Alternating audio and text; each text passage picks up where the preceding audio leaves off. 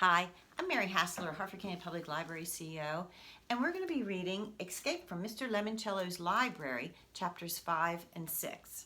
Chapter 5. Eating lunch in the cafeteria, Kyle stared at his wilted fish sticks, wishing he could pull a magic, take another turn card out of thin air. I blew it, he mumbled. Yep, Akemi agreed, you basically did. Can you imagine how awesome that new library is going to be if Mr. Lemoncello and his Imagination Factory guys had anything to do with it? Yes, I can. And I'm kind of hoping to get to see it too. After all, I wrote a real essay, not one sentence about balloons. Thanks, rub it in.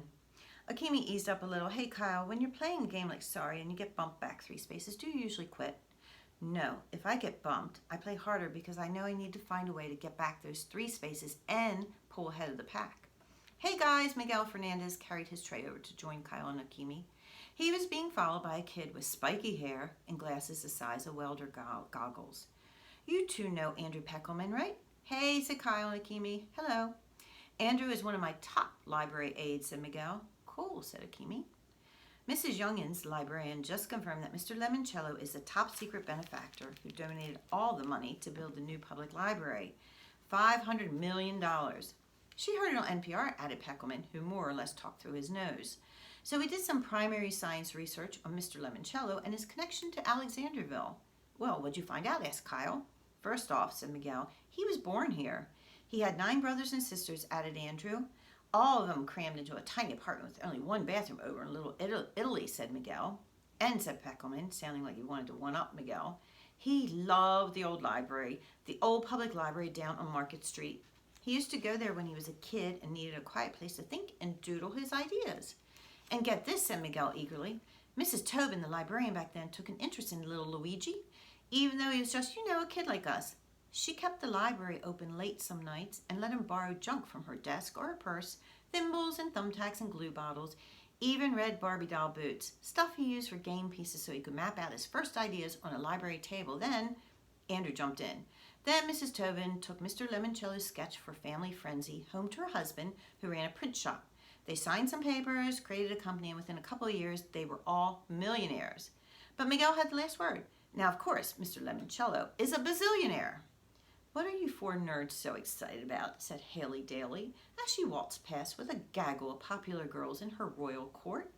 Haley was the princess of 7th grade, blonde hair, blue eyes, blazingly bright smile. She looked like a walking toothpaste commercial. We're pumped about Mr. Lemoncello, said Miguel. And the new library, said Andrew. And, said Kyle melodramatically, just seeing you, Haley. You are so immature. Come on, girls. Haley and her friends flounced away to the cool kids' table. Check it out, said Akemi, gesturing toward the cafeteria's food line, where Charles Chiltington was balancing 2 trays, his own and one for Mrs. Cameron. I'm so glad you have lunchroom duty today, Mrs. Cameron, Kyle heard Chiltington say. If you don't mind, I have a few questions about how conventions within genres, such as poetry, drama, or essays, can affect meaning. Well, Charles, I'd be happy to discuss that with you. Thank you, Mrs. Cameron, and may I say that sweater certainly complements your eye color. What a suck-up, mumbled Akemi.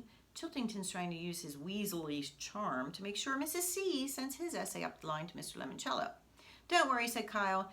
Mrs. Cameron isn't the final judge. Mr. Lemoncello is. And since he's a genius, he will definitely pick the essays you guys all wrote. Undoubtedly, said Peckelman. Thanks, Kyle, said Miguel. I just wish you could win with us, said Akemi. Well, maybe I can. Like you said, this is just a move back 3 spaces card. A take a walk on the boardwalk when someone else owns it. It's a shoot in Chutes and Ladders, a detour to the molasses swamp in Candyland. Yo, Kyle, said Miguel, exactly how many board games have you played? Enough to know that you don't ever quit until somebody else actually wins. He picked up his lunch and headed for the dirty tray window. Akemi called after him, where are you going? I have the rest of lunch and all of study hall to work on a new essay, but Mrs. Cameron won't take it. Maybe, but I've got to roll the dice one more time. Maybe I'll get lucky. I hope so, said Akemi. Me too. See you guys on the bus. Chapter 6. Working on his library essay like he'd never worked on any essay in his whole essay writing life, Kyle crafted a killer thesis sentence that compared libraries to his favorite games. Quote, using a library can make learning about anything, parentheses, and everything fun, he wrote.